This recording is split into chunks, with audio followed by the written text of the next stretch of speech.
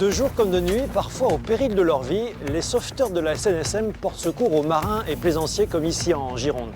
Des héros du quotidien, tous bénévoles. Sapeurs-pompiers volontaires, militaires, bénévoles dans l'humanitaire ou l'aide aux plus démunis. Qui sont ces citoyens qui s'engagent pour les autres? Le bénévolat est-il reconnu finalement à sa juste valeur et n'est-il pas un palliatif aux carences de l'État et des collectivités? Réponse dans cette enquête de région.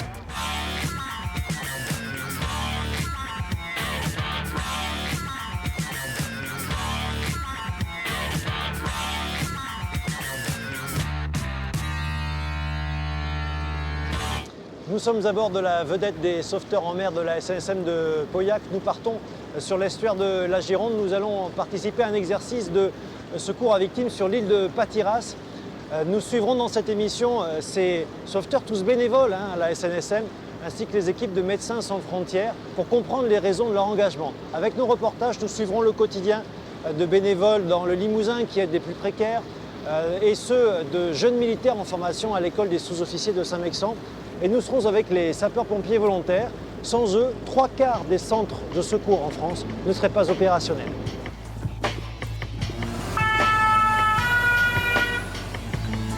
On leur montre que tout seul, on n'arrive pas à faire de grandes choses. Par contre, ensemble, on arrive à mener une mission et à éteindre un feu, à réussir la mission qui est donnée. Et donc à aider les gens.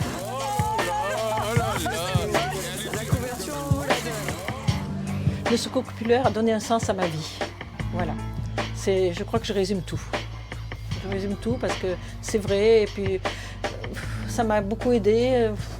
Voilà. J'ai peut-être aidé les autres, mais ça m'a aidé moi aussi. Il faudra sûrement un jour repenser le système, justement, à cause de la disparition des marins professionnels. Il faudra repenser. Et surtout, en plus, le bénévolat. Le bénévolat arrive peut-être au bout du bout. L'île de Patiras se trouve au milieu de l'estuaire de la Gironde. L'exercice d'évacuation d'un blessé que nous suivrons tout à l'heure est régulièrement pratiqué par les secouristes sauveteurs de la SNSM. Avant cela, premier magazine en Lot-et-Garonne aux côtés des sapeurs-pompiers volontaires. Sans eux, je vous le disais, 3/4 des centres de secours ne seraient pas opérationnels en France. Alors pourquoi risquent-ils leur vie pour sauver les nôtres? Comment gèrent-ils au quotidien leur travail salarié avec leur formation et leurs interventions? Regardez.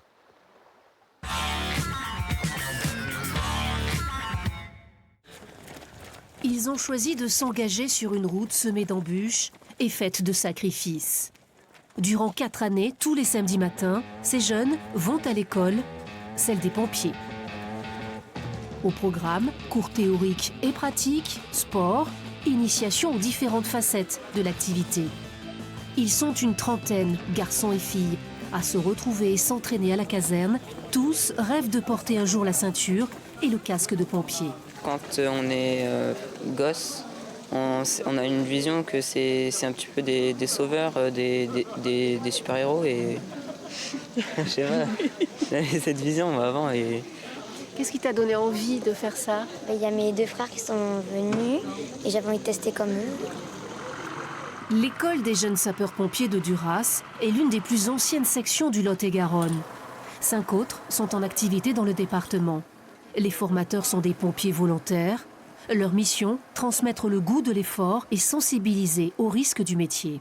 On leur montre que tout seul, on n'arrive pas à faire de grandes choses. Par contre, ensemble, on arrive à mener une mission et à éteindre un feu, à réussir la mission qui est donnée. Et donc à aider les gens. Et quand on a 10-15 ans, on a cette notion-là de groupe? Ils grandissent vite finalement, ils arrivent à 12 ans, ils repartent, ils ont 16-17 ans.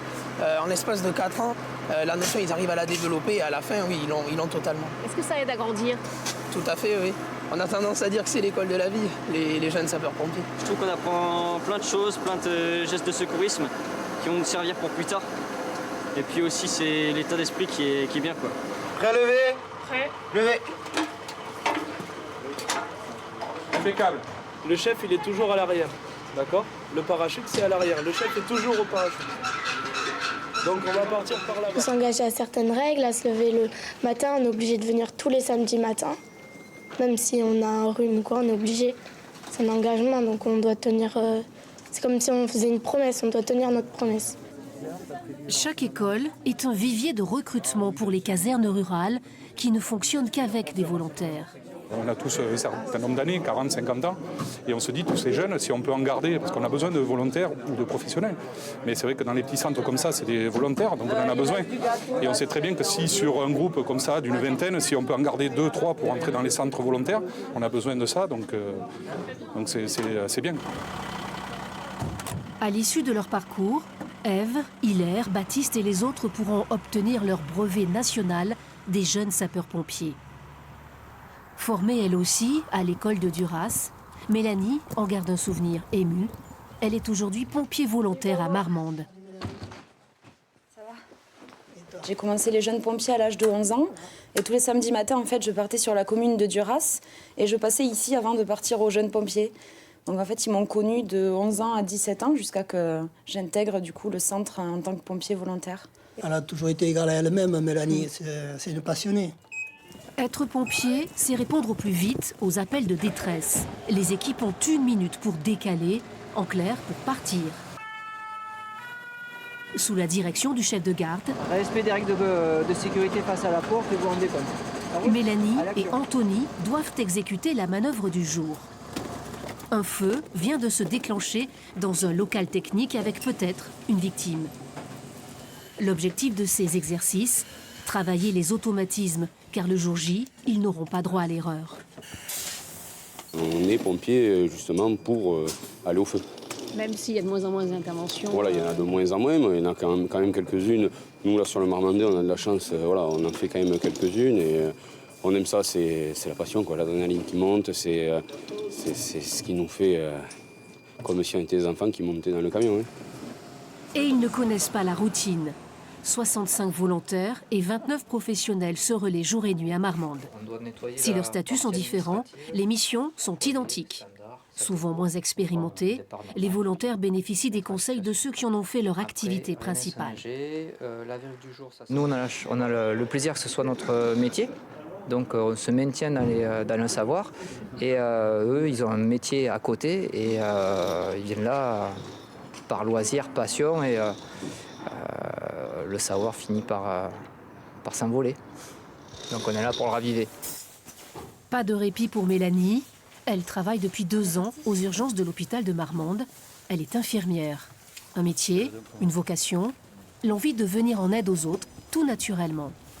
À force de faire les interventions pompiers, je me demandais en fait ce qui se passait derrière la porte des urgences, avec un peu une frustration de ne pas savoir ce qui se passait après. J'ai voulu devenir infirmière, mais toujours qu'aux urgences. J'ai toujours eu ce besoin, cette recherche d'adrénaline qui m'a poussée vers les urgences. 97 de 7, elle rentre bien. La jeune femme occupe un poste à temps plein dans le service. Elle ne bénéficie d'aucun aménagement particulier. C'est elle qui s'organise pour se rendre disponible sur son temps de repos. Son employeur n'y voit pas d'objection. Ils peuvent enchaîner des journées ici et suivre avec des nuits au niveau des pompiers ou inversement. Le risque, c'est toujours est-ce que l'état de vigilance, l'état de fatigue nous permet. Moi, de ce que j'ai constaté depuis quelques mois que je suis présent ici, aucun impact négatif à ce niveau-là. Après, on n'est peut-être pas à l'abri non plus. Anthony, lui aussi, a appris à gérer sa double vie de main de maître. Il prend ses gardes la nuit et le week-end. Le reste du temps, il se consacre à son activité de cariste dans cette entreprise située à quelques kilomètres de la caserne. Mon métier, je suis responsable, quoi. Ici, c'est mon métier. Les pompiers, c'est une passion. C'est pas un double métier comme certains peuvent dire. Non, c'est une passion, quoi. Il peut y arriver d'arriver quelques matins un petit peu en retard si une intervention dure un peu plus que prévu au moment de l'embauche. Mais ses collègues le comprennent très bien et nous, moi aussi en tant que patron, on le comprend très bien et au contraire, ça ne nous dérange pas beaucoup, quoi. La vie de pompier et ses contraintes. Se précipiter au premier signal, quitter femme et enfants, jongler avec les imprévus et rentrer parfois la boule au ventre. Pour ce jeune père de famille, certaines missions sont particulièrement bouleversantes. Suivant les interventions, il y a des interventions qui marquent plus que d'autres. Il y a des interventions quand ce sont des enfants, on se met à la place des parents sur des accidents, sur des suicides, sur tout ça. Depuis que je suis papa, je comprends plus les parents qui ont déjà des enfants. Retour à la caserne pour quelques minutes à peine. Paolo est un pilier du centre de secours de Marmande. Ce matin-là, il est appelé de toute urgence chez une personne âgée. Harriet, 100 ans, vient de faire une chute sans gravité. Les pompiers sont là pour la rassurer. Une tension de jeune fille, madame. J'ai toujours une tension de jeune fille. Eh bien, je vous le reconfirme aujourd'hui. Le médecin, c'est lui qui va réguler l'intervention, savoir si on la transporte à l'hôpital ou pas. Mais bon, là, elle est catégorique, elle ne veut pas, et puis il n'y a pas de raison. C'était une chute accidentelle. Ils sont très gentils, les papiers. Mission accomplie. Pompier volontaire depuis 17 ans, Paolo enchaîne les interventions, essentiellement du secours à la personne, beaucoup moins d'incendies. Un quotidien qui contraste avec l'image traditionnelle du pompier sauveur des flammes. La première des choses, c'est les feux. Mais après, le secours à personne, c'est intéressant, surtout quand on voit une mamie de 100 ans en pleine forme comme ça, c'est agréable. 80% des interventions, c'est le secours à personne, donc c'est important, c'est diversifié. C'est jamais les mêmes interventions. Volontaire, sur leur temps libre, et toujours prêt à porter secours. Malgré son expérience, Paolo, employé de la communauté des communes, restera à jamais marqué par un événement très précis. C'était il y a 17 ans. C'était une intervention dure, un dimanche après-midi. Et on a réanimé cet enfant qui est décédé le lundi soir. J'ai affaire au médecin de Semur le lundi soir que je lui posais des questions sur le petit. Et elle nous a dit qu'il était... Elle ne m'a pas répondu, elle est partie en pleurant. Et c'est en 2006, quand ma fille est née, que j'ai eu au contre-coup de cette intervention. Quand la sage-femme m'a mis Lénas dans mes bras, ma première pensée n'a été pas pour elle, mais pour cet enfant que j'ai réanimé 3 ans plus tôt. Les pompiers de Marmande effectuent plus de 2000 sorties par an. Les gardes se font au sein même de la caserne. Entre 2 interventions, les phases de relâchement collectif constituent un moment d'échange privilégié pour évacuer les émotions. Paolo, c'est quoi cette histoire de cochon? Mon voisin m'a donné un petit cochon. Il s'est barré. Quand on est aux pompiers, en fait, on n'existe pas tout seul. On est obligé d'avoir une cohésion d'équipe et d'avoir une bonne entente entre nous. Sinon, ça ne peut pas fonctionner. C'est ça que j'aime, moi. Moi, j'aime qu'on soit tous ensemble, qu'on vive ensemble. Donc, on fait parfois 12 heures, 24 heures tous ensemble. Il faut quand même qu'il y ait une bonne cohésion, qu'on s'entende tous, parce que vivre ensemble à 9, c'est pas évident non plus. Mais moi, je trouve ça chouette. On crée des liens que toute notre vie, on aura ensemble, je pense. Certains viennent peut-être chez les pompiers comme ils iraient dans un club de sport ou dans une nouvelle activité qu'ils veulent découvrir. Et puis certains s'aperçoivent très vite que c'est pas fait pour eux et donc ils arrêtent. Donc ça, pour nous, c'est une problématique puisqu'on passe du temps à les former. Du temps, c'est de l'argent. Et voilà, au bout, il n'y a pas de... Il n'y a pas de plus-value ni pour eux ni pour nous. 7 ans, c'est la durée moyenne d'engagement d'un sapeur-pompier volontaire. Des citoyens ordinaires qui accomplissent leur passion et jouent un rôle essentiel. Mais il manque parfois de bras pour couvrir l'ensemble du territoire. À Sainte-Bazeille, petite commune rurale, une caserne flambant neuve vient d'être inaugurée. Elle est composée exclusivement de volontaires, soutenus par leurs employeurs. L'engagement citoyen, c'est des pompiers volontaires, certes, mais c'est aussi des employeurs qui ont un engagement citoyen en laissant partir leurs employés en intervention. Donc ici, on a la commune de Sainte-Bazeille qui est donc très engagée et qui nous libère 4 employés municipaux la journée pour effectuer les interventions. Et en plus, d'autres employeurs privés qui, eux aussi, jouent le jeu. Ils y laissent leurs vacances, leurs nuits et parfois leur vie. Fidèles à la promesse qu'ils se sont faite, venir en aide aux autres. Héros du quotidien, les soldats du feu sont de plus en plus sollicités. Ni bénévoles, ni professionnels, ils attendent aujourd'hui une meilleure reconnaissance. La suite de cette enquête de région sur l'engagement citoyen. Nous sommes de retour sur l'île de Patiras, au milieu de l'estuaire de la Gironde. Je vais rejoindre les équipes d'intervention des bénévoles, des sauveteurs en mer pour une évacuation d'un blessé. Madame, qu'est-ce qui vous arrive? C'est passé quoi? Bon, Sylvain, vous êtes l'un des 30 membres de l'association ici de la SNSM à Pauillac. Ça fait combien de temps que vous êtes à la SNSM? Alors à la SNSM, ça fait 3 ans que j'exerce sur la station de Pauillac, mais j'exerçais déjà du sauvetage aquatique et du secourisme de par ma profession. En quoi consiste l'exercice qu'on vient de suivre? Alors l'exercice d'aujourd'hui, c'était une victime avec une hémorragie légère, hein, entre autres une cuisinière qui s'était entaillé le bras avec un couteau. La petite particularité, c'est qu'on se trouve sur une île et qu'il va falloir prendre en charge la victime, déjà d'une, et puis faire une évacuation jusqu'au port de Pauillac pour que une ambulance des sapeurs-pompiers puisse la prendre en charge. Dans un cas réel, vous avez combien de temps pour appareiller l'équipage, pour vous mettre en situation d'urgence? 15 minutes. À peine 15 minutes, ouais. 15 minutes. Ça veut dire qu'il faut quand même une hyper disponibilité quand on est bénévole à la SNSM. Complètement. On peut très bien se trouver chez soi tranquillement et être appelé, et là, il faut partir directement. Ça fait à la fois le charme peut-être de l'engagement, mais la contrainte aussi. Oui, après, bon, il faut. Moi, je ne le prends pas comme une contrainte. Quand on aime ça, je ne pense pas qu'on prenne ça comme une contrainte. Bonjour Alain Crouzal. Bonjour. Vous êtes le président de la station SNSM de Pauillac, l'un des 8000 bénévoles des sauveteurs en mer. Pourquoi avoir fait ce choix d'aider, de sauver les autres, au risque peut-être d'y laisser votre vie? En 1975, j'ai commencé à la SNSM et deux années avant, j'ai eu une intervention, enfin j'ai été assisté par des bateaux. Vous avez été secouru, vous? Voilà, j'ai été secouru moi-même sur un bateau, sur le bateau Sister Ship du Bel Espoir du Père Jaouen, au large de Dunkerque. Et j'ai pris conscience effectivement que les secours en mer étaient très importants. Donc j'ai pris justement l'action au sein de la SNSM, quoi. Alors là, quand on parle d'engagement citoyen, pour le coup, on y est à 100% parce qu'il faut être hyper disponible. Est-ce que c'est beaucoup de contraintes, être sauveteur bénévole à la SNSM? Alors une contrainte salée, surtout au niveau familial, quand on est appelé en pleine nuit, qu'il faut partir. Bon, pour nous c'est gênant, pour les épouses c'est vrai que c'est inquiétant aussi. Et puis après, ça demande beaucoup de temps, quoi. Bon, en juin 2019, 3 d'entre vous sont décédés lors du chavirage de la navette de la SNSM au large des Sables d'Olonne. En fait, l'accident, quand on parle d'intervention, on y pense ou pas? Non, on n'y pense pas parce que nous essayons le maximum d'avoir les précautions nécessaires et absolues lorsqu'on est sur la vedette. Nous avons des moyens de sécurité, il faut s'y adapter, il faut surtout pas avoir peur de prendre ses gilets quand on sort. Voilà, on est quand même, bien sûr qu'on y pense un petit peu, mais bon, on fait abstraction, quoi. Notre but, c'est pas ça. Notre but, c'est pas nous.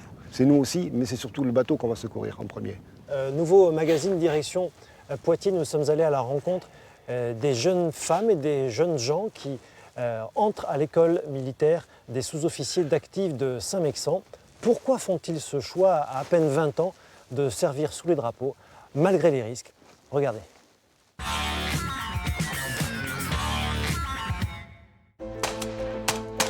Qui sont les jeunes militaires français de 2020? Pourquoi font-ils ce choix de vie? Nous sommes allés à leur rencontre dans un bataillon de l'école militaire de Saint-Mexan, l'ENSOA. Audrey, Arnaud, Gwendal et Vincent ont une vingtaine d'années et le même objectif, s'engager pour devenir sous-officier de l'armée de terre. L'esprit de corps et la volonté de faire un métier physique. Prouver aussi qu'en tant que femme, on peut faire aussi bien que les hommes. Du sport, de la discipline, porter le tri tous les jours, c'est ça. Je me suis dit, c'est ce que je veux faire.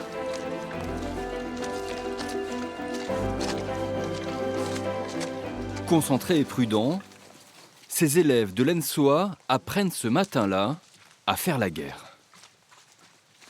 Notre mission va être de reconnaître une cache d'armes ennemie. Donc là, on progresse en discrétion pour éviter de dévoiler notre dispositif. Pendant cet exercice, Gwendal est chef de groupe. Ok, pour le groupe, vous passez face à la lisière, vous faites un contrôle de chargement pour vérifier que vous êtes en stade 2. Son but, diriger 8 combattants lors d'un contact avec l'ennemi. Pour le groupe! Un passage obligé pour obtenir ses galons de sergent. Il n'avait jamais mis les pieds à l'armée auparavant. Je ne m'étais jamais imaginé arriver jusque-là, mais c'est vraiment une belle surprise. Déjà de partir avec des camarades, d'effectuer des missions comme celle-ci, c'est un plaisir. Audrey, elle, a 20 ans. Ici, elle doit sécuriser un bâtiment. sa couverture à la porte. D'accord ? Son rêve, intégrer les ressources humaines de l'armée de terre. Une demande entendue par l'état-major. Tu préfères aller servir dans un régiment des forces en étant RH, parce que tu pourrais servir dans un groupement de soutien. Oui, je pourrais, mais je préfère Mais tu être en préfères régiment. partir dans un régiment. De toute façon, tu as raison, la vraie vie, c'est dans les régiments. C'est là que tu trouveras la meilleure ambiance et ce qui correspond le plus. Également en termes de mission, tu auras l'opportunité de partir en opération extérieure. Aujourd'hui, face à ces jeunes engagés, l'armée, c'est une discipline de fer dans un gant de velours. Elle a besoin de multiples compétences. Alors, elle doit apprendre à séduire pour recruter. Tout ça se fait au travers d'un dialogue, on ne force personne. Et au final, il en ressort la signature d'un contrat dans une spécialité. Et ils vont signer pour une vie de caserne, avec l'école militaire de Saint-Mexant comme porte d'entrée. Marcher au pas, parcours du combattant, vie en communauté. Loin de l'insouciance d'autres jeunes de leur âge, ils partent même manger sous le regard d'anciens de l'école, tombés pour la France. On ne vit pas du tout avec une peur. On sait par contre que on est dans un métier où on peut attendre beaucoup de nous jusqu'au sacrifice suprême. Après, ça ne nous empêche pas de dormir et c'est pas au cœur de nos préoccupations. Ça fait partie potentiellement des devoirs qu'on peut avoir. Pour le bataillon, mon commandement, allez! Rares sont les moments pour gamberger. Dès le lendemain matin, 7 heures, lever des couleurs, quelle que soit la météo.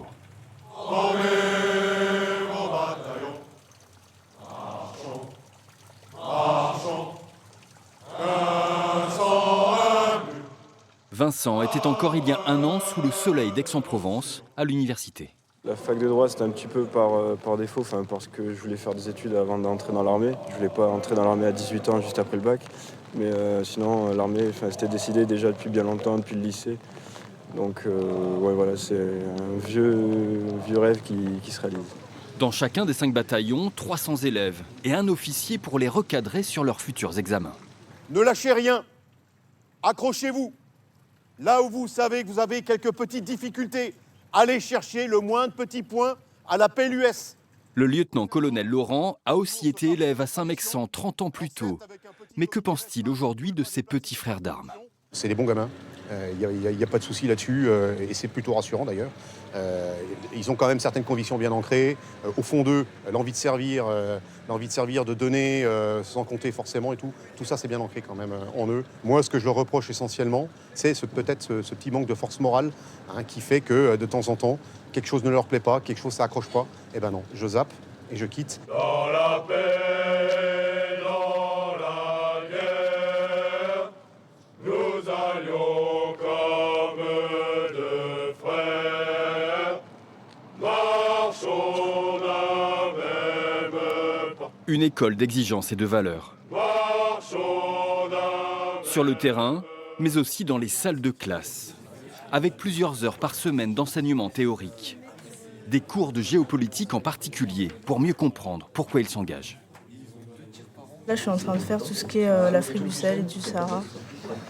Et après, ça dépend des titres, mais c'est un petit peu le contexte de la France là en 2020. Vous imaginiez qu'il y avait autant de pédagogie à l'ENSOA aussi, autant de moments en salle de cours? Non, en entrant à l'armée, je ne pensais pas qu'il allait y avoir autant de pédagogie comme ça, peut-être plus de pratique, mais après c'est vrai que c'est important de savoir pourquoi on le fait surtout, pourquoi on est envoyé. Mais l'armée, c'est aussi et surtout apprendre à tirer à balles réelles. Pendant leur formation, les élèves de l'ENSOA se rendent régulièrement au stand de tir. Eux, ils avaient des smartphones il y a 7 mois dans les mains, là ils ont des armes, ça se passe comment? Ça se passe bien, ça se passe bien. On n'a pas beaucoup d'impacts qui sont, on va dire, hors champ. Et l'objectif, c'est bien sûr le tir de combat, neutraliser l'ennemi. On va chercher donc l'efficacité, avant toute chose. Donc c'est pour ça qu'on a cette zone létale, et il faut avoir cette répartition dans la zone létale. On est bien d'accord. Une finalité que Vincent a toujours dans un coin de sa tête. Quand il faut réagir, il faut réagir. Donc pas d'état d'âme. Mais étant donné que si j'ai des états d'âme, ça risque d'être moi au lieu d'être celui d'en face. Donc tant qu'à faire, je préfère que ce soit celui d'en face qui tombe.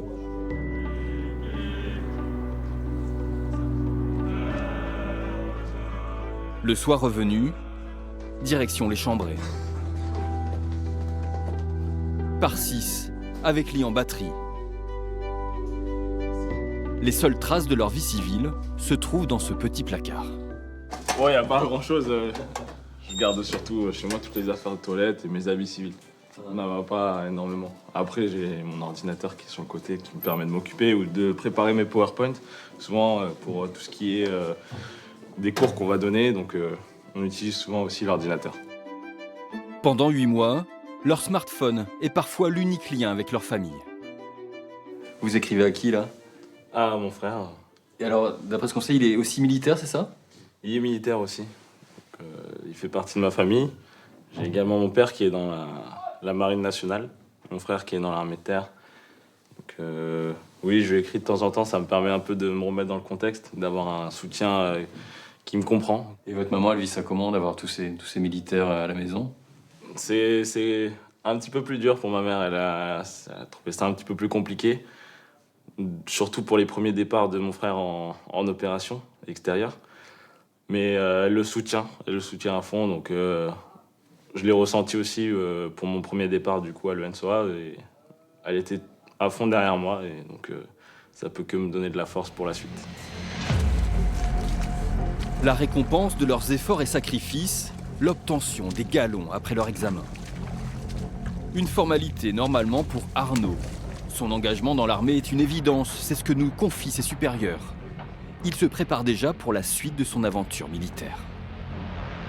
Militairement parlant, je souhaiterais intégrer un régiment de génie parachutiste.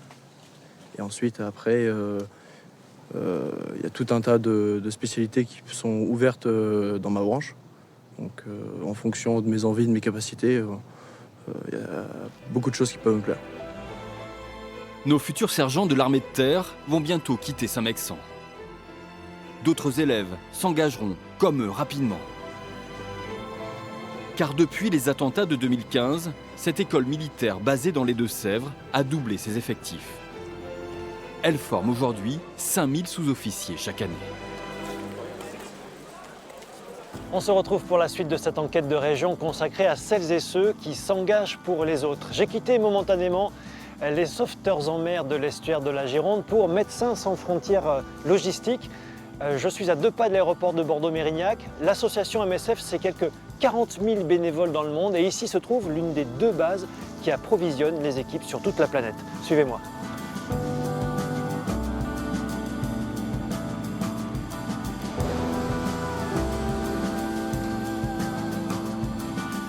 Bonjour Angèle. Bonjour. Angèle Milado, vous êtes responsable ici de ce stock et de la réception.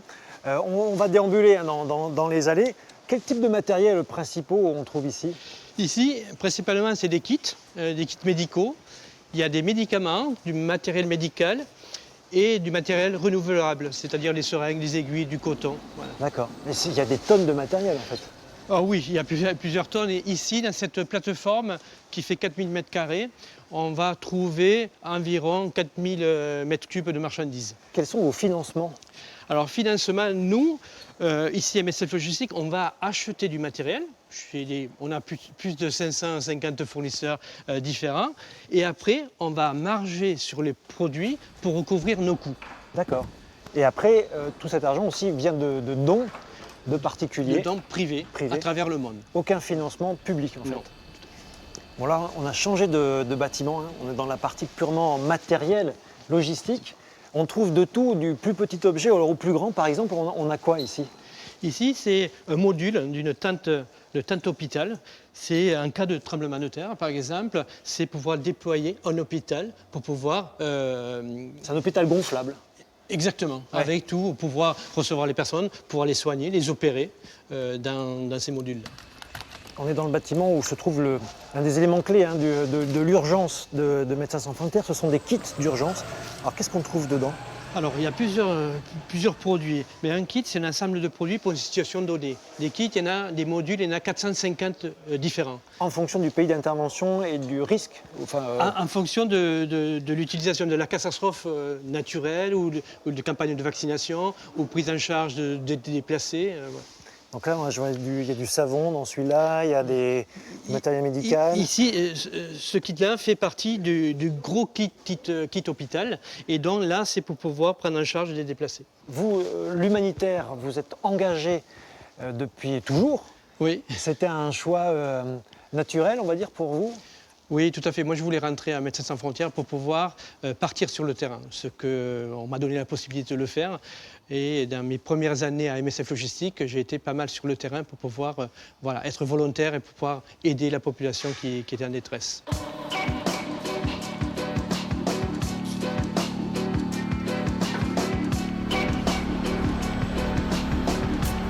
Bonjour Laurent Sury. Bonjour. Merci de nous accueillir. Alors vous êtes le nouveau directeur général de MSF Logistique ici à Mérignac. Auparavant, vous travailliez aux hôpitaux de Paris. Vous avez toujours eu un engagement dans l'humanitaire, sur le terrain. Pourquoi ce choix de l'humanitaire? Il y a plusieurs raisons, mais en tout cas pour moi, c'était une manière de mettre du sens dans mon travail, dans ce que je voulais faire. Ça a commencé par un engagement volontaire et ensuite ça a continué. Comme l'engagement, enfin en tout cas au niveau de Médecins sans frontières, ça s'est professionnalisé de plus en plus. Ah oui.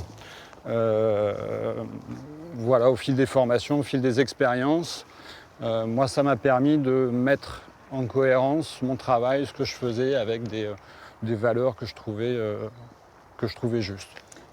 Et après des décennies d'intervention sur les terrains, on n'est pas gagné par une forme de découragement quand on voit les besoins qui sont toujours aussi énormes, les populations qui souffrent. Comment ne pas être gagné par le découragement quand on est humanitaire comme ça sur le terrain?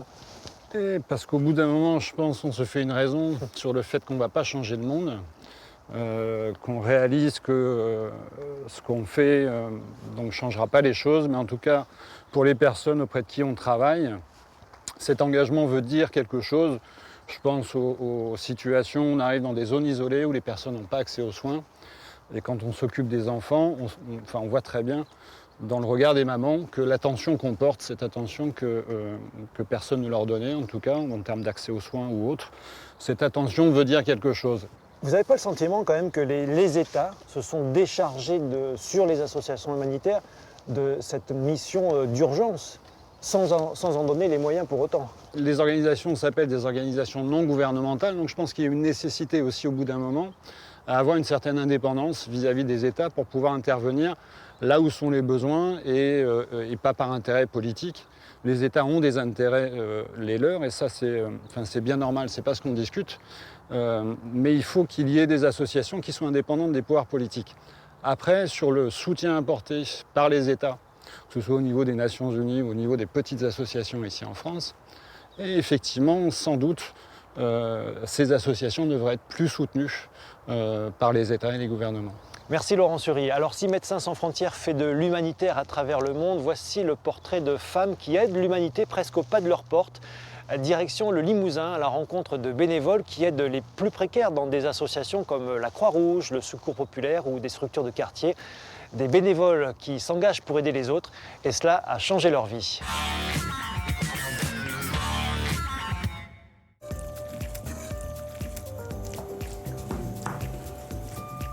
Marie, je t'ai préparé des pâtes carbonara pour ce soir. Tu as fait tes devoirs? Isabelle est bénévole à la Croix-Rouge. 2 soirs par semaine, elle laisse Marie, sa fille de 12 ans, seule dans leur appartement. C'est une entente entre nous. Avant que je fasse les maraudes, je lui avais posé la question. Je lui avais dit que je partirais le soir de 19h à peu près à 22h30, 23h. Et donc elle était d'accord, ça ne posait pas de soucis. Donc voilà. C'est une condition pour vous? Oui, qu'elle soit d'accord pour que je le fasse et que je la laisse une partie de la soirée. Bon, à tout à l'heure, Marie. Isabelle s'est engagée auprès de la Croix-Rouge il y a 2 ans. Aujourd'hui, elle est chef d'équipe. Direction le centre de Limoges. La température est de 0 degré et le vent souffle. La voiture de la Croix-Rouge est attendue. Peu importe où vous êtes, la couverture, on vous la donne. Clairement, à cette heure-ci, vous pourriez être au chaud dans votre canapé. Oui, je pourrais regarder Camping Paradis, mais non, je préfère, voilà, je suis bien là et c'est du concret, voilà, c'est là où les personnes ont besoin de nous, de parler, d'avoir un peu de denrées, des sandwichs, des soupes, quelque chose de chaud. Et c'est ce qui vous plaît. Oui, c'est aller vers les personnes et de leur offrir un petit quelque chose, un petit sourire et un peu de contact humain. Sans a priori? Sans a priori. Je pense que sans des personnes comme ça qui donnent ce qui n'est pas vendu et qui ne servent plus à rien aux personnes qui en ont besoin réellement, je pense que sans eux, je sais pas où on va, quoi.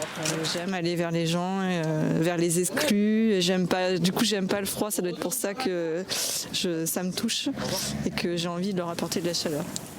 Les bénévoles ne seront pas chez eux avant minuit et demain matin, Isabelle se lèvera tôt pour sa journée de travail. Au petit marché des Portes Ferrées, c'est jour de distribution. Pour préparer les colis, les bénévoles réceptionnent les produits de la banque alimentaire. Des boissons et du pain, bon c'est mieux que rien. C'est pas du tout ce que j'espérais. J'espérais des produits laitiers et j'ai des boissons. Beaucoup de boissons, c'est vrai. Mais qu'est-ce qu'on va faire de toutes ces boissons et surtout, où allons-nous les stocker? Dominique était assistante sociale. En 2014, avec 6 compagnons, elle lance une idée, créer une association d'aide aux plus démunis dans le quartier des Portes Ferrées. Les gens d'ici, il faut traverser la Vienne, c'est toujours difficile de traverser une rivière.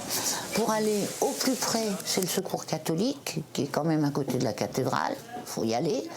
Au plus loin, le Secours populaire qui est à l'autre bout de la ville, donc ça doit être au moins 2 bus, si pas 3 pour y aller. C'est des populations qui n'ont aucun moyen de se déplacer. Donc on s'est dit, on pourrait essayer de faire quelque chose. Quelques années plus tard, au rez-de-chaussée d'un immeuble de la cité, le petit marché des Portes Ferrées apporte son soutien à une centaine de familles. J'aime les gens et que je pense qu'on a tous droit à une deuxième chance, voire une troisième. Et qu'il ne faut pas partir d'une situation X ou Y qui est lieu aujourd'hui. Il y en a certains, pas tous, mais on pourra. Alors peut-être qu'on n'en sauvera qu'un sur 100. Qu'on arrivera à remettre dans un chemin un peu plus facile, un peu plus agréable, un peu plus gai. Voilà. Et si on en sort un sur 100, c'est déjà une réussite. On a de plus en plus de gens pauvres, de gens isolés, y compris des retraités. Donc je voulais essayer de créer une petite famille dans la cité. Je crois qu'on a réussi. Je ne veux pas m'envoyer des fleurs, mais je crois qu'on a réussi. Peu à peu, le hall de l'immeuble se transforme en salle d'attente. Les bénéficiaires patientent pour leur colis alimentaire. Certains passeront aussi par le Bazar Chic, la boutique de vêtements à bas prix, l'antre de Frédéric. Elle a 52 ans, peu de travail, mais beaucoup d'énergie. Je suis arrivée en tant que bénéficiaire. Donc en tant que bénéficiaire, j'ai découvert le lieu et étant donné que j'ai du temps de libre, qu'on m'a donné l'opportunité d'avoir droit à quelque chose, je le rends d'une autre façon, en fait. C'est pouvoir aider les autres. Et puis on se sent utile. On se sent utile. Parce qu'au lieu de broyer du moire chez moi, je viens de donner un peu de bonheur, entre guillemets, à ceux qui en ont besoin, quoi. Parce que c'est pas qu'une boutique pour acheter, c'est aussi un lieu où on discute. Donc c'est important, et pour moi, et pour eux. Voilà, mais bon, sans qu'on bien fasse. En même temps qu'on essaye les petites affaires, on demande comment ça va, et puis voilà. C'est important, c'est très important. Le contact. Celui-là, ça va. Celui-là, non. Ah non, pas beau, là. Ça fait pas beau, là. On remarque, parce que regardez, moi j'ai bien vu qu'elle avait été chez le coiffeur. Hein. Et oui. Et oui. D'une semaine sur l'autre, il suffit que je me maquille, par exemple. Elles vont me le dire. Elles vont me dire, tiens, tu t'es maquillée aujourd'hui, ça te va bien. Ça va, ça me grossit pas trop. Fais voir. Heureusement qu'il y a ça. Hein. Je vous dis que pour certaines personnes, heureusement qu'il y a ça. Ça n'a pas toujours été comme ça dans ma vie, mais bon. 2,50 €. T'as la monnaie? Dans 2, tu mets. On n'est pas les seuls qui a des fois pire que nous. Donc, de toute façon, quand j'arrive dans la boutique, je ne pense plus à mes soucis à moi.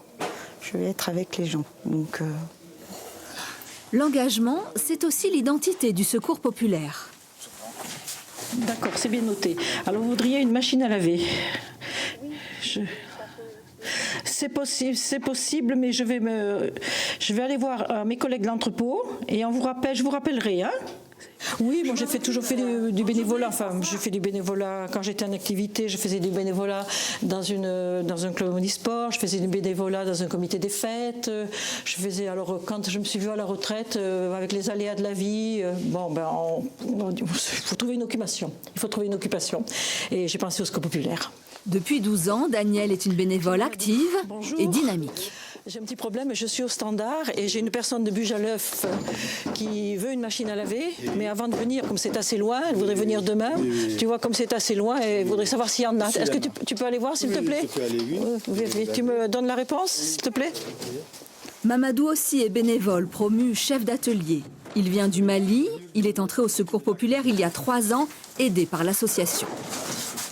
La première chose d'abord, c'est l'intégration. Parce que si tu viens dans un pays étranger que tu n'as jamais été, déjà on ne parle pas la même langue. Il faut que tu prennes la langue d'abord, avec l'intégration. Pour comment ça va vivre à un autre pays que tu viens d'arriver, il faut que tu sois dans une association. D'être ici, ça m'apporte de la solidarité. Et puis ça m'aide de rencontrer les gens que je ne savais pas. Ça me fait plaisir d'être dans une association de solidarité pour aider. Vraiment, le Secours populaire m'a bien accueilli. Il faut que je me batte. Je me battrai encore toute ma vie pour le Secours populaire. Quand Danielle n'est pas au standard, elle accompagne le Solidaribus. C'est ce qu'elle préfère, aller au-devant des familles dans la campagne auviennoise. Quand elles viennent pour la première fois, il y en a beaucoup qui me disent c'est dur de monter dans votre camion. Lequel dira-t-on? C'est dur et c'est pour ça qu'on se gare, vous verrez, dans des coins assez retirés, assez discrets, parce qu'ils ne veulent pas être vus. Ça va? Ça va. Meilleurs vœux en ce début d'année. Pourquoi vous aimez le Solidaribus? Le contact humain. Voilà, c'est ça. On sert à quelque chose. Moi, j'aime aider. Voilà, j'aime aider les autres. Et là, je me reconnais. Voilà. C'est vrai qu'ils sont de bons conseils si on a besoin pour des problèmes de santé ou des choses comme ça. C'est pas que l'alimentation, c'est aussi un peu surtout sur les papiers, c'est un peu familial. La reconnaissance, on s'en fiche. Moi, je ne viens pas pour la reconnaissance. De toute façon, non, mais on est là pour aider les gens. Voilà. C'est tout. Et c'est pas trop dur aussi, parfois? Quelquefois, il y a des situations un peu difficiles, c'est vrai. On voit des choses que je ne pensais pas imaginer. Pourtant, j'avais l'habitude, mais vraiment, on voit de la misère. Et quand on arrive le soir, quelquefois, on pense un petit peu à ce qu'on a vu dans la journée. Ouais. Et ça, c'est pas trop dur, hein? Non. Enfin, on essaie de passer par-dessus, de refaire d'autres activités. Voilà. Je prends un bouquin, je prends une sudoku, ça va. Le Secours populaire a donné un sens à ma vie. Voilà. Je crois que je résume tout. Je résume tout parce que c'est vrai et puis ça m'a beaucoup aidé. Voilà. J'ai peut-être aidé les autres, mais ça m'a aidé moi aussi.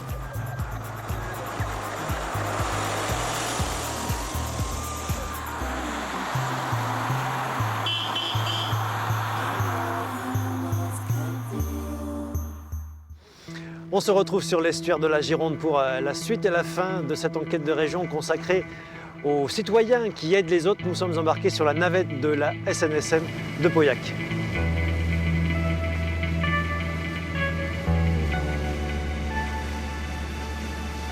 Bon, après l'évacuation d'un blessé tout à l'heure sur l'île de Patiras, second exercice avec la SNSM.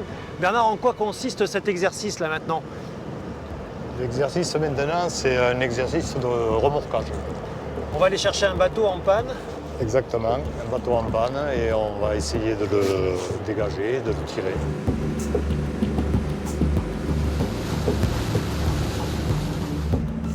Pourquoi s'être engagé à la SNSM en fait? C'était naturel presque? C'est quand même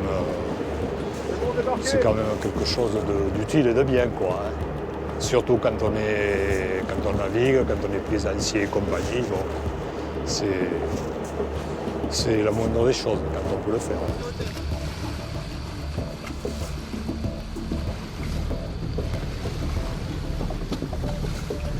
Kevin, en fait, vous êtes le plus jeune de l'équipage. Pourquoi vous êtes engagé à la SNSM? Alors, je me suis engagé principalement parce que j'adore la mer. J'ai fait des études pour être stratifieur, construction navale. Et puis j'adore aider les autres. C'est quand même des sacrifices au quotidien, les exercices, partir en intervention. Comment on gère ça au quotidien? Il faut être énormément disponible. Oui, après c'est un train de vie qu'on prend assez rapidement et puis voilà, tout va bien.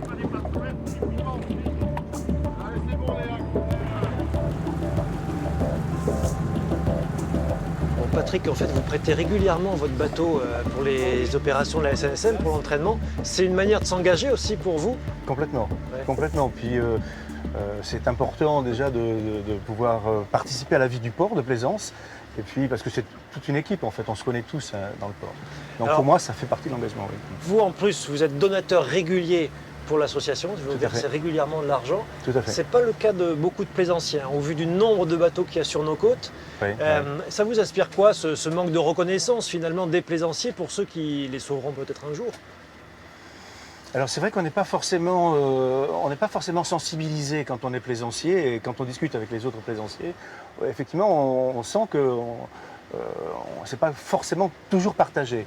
En revanche, quand on navigue toute l'année, ce qui est un peu notre cas, on est très sensibilisé. Pourquoi? Parce qu'on rencontre beaucoup de gens. Et quand on a globalement un bateau comme le mien et qui est amené à aller au large, on sait qu'on peut compter sur la SNSM. Bon, Francis Bosc, vous êtes le pilote de cette navette de la SNSM de Pauillac, le seul pilote de cette navette. Vous avez toujours été marin, vous travailliez pour les phares et balises auparavant. La relève est-elle assurée aujourd'hui quand vous vous arrêterez? Pas encore. Pas encore, c'est très difficile de trouver Maintenant, nous sommes des anciens marins, c'est très difficile, il n'y en a plus. Donc il faut composer avec des gens qui ne sont pas du cru. Et il faut les former en prime. Il faut les former, alors que nous, il n'y avait pas besoin de nous former puisqu'on était déjà formés. Et former un pilote SNSM, ça coûte, j'imagine, cher pour l'association? Ça coûte cher et en plus, ça ne remplacera jamais l'expérience d'un marin professionnel qui a derrière lui des dizaines d'années de nav. Ça, c'est quand même un problème pour la SNSM de trouver des gens capables de mener à bien des missions risquées. C'est un gros problème, il n'y a pas que pour les patrons de vedettes, c'est pour les équipiers aussi. Parce que quand on veut sortir dans la journée, nous avons des problèmes avec ceux qui travaillent. Et ils travaillent presque tous. Et il faut donc des retraités. Et des retraités, il y en a de moins en moins, très peu. SNS de Rusmont. Et aujourd'hui, ce modèle de gratuité des secours en mer, vous pensez que ça a un avenir ou il faut penser à notre modèle? Il faudra sûrement un jour repenser le système, justement, à cause de la disparition des marins professionnels. Il faudra repenser. Et surtout, en plus, le bénévolat. Le bénévolat arrive peut-être au bout du bout. Et parce que c'est beaucoup de sacrifices, du temps, de l'argent aussi pour vous, c'est ça? Et de l'argent, non, mais pour les nouveaux rentrants, il y a beaucoup de formation. Donc ça demande du temps, en plus du temps consacré à la SNS, il faut consacrer du temps à la formation.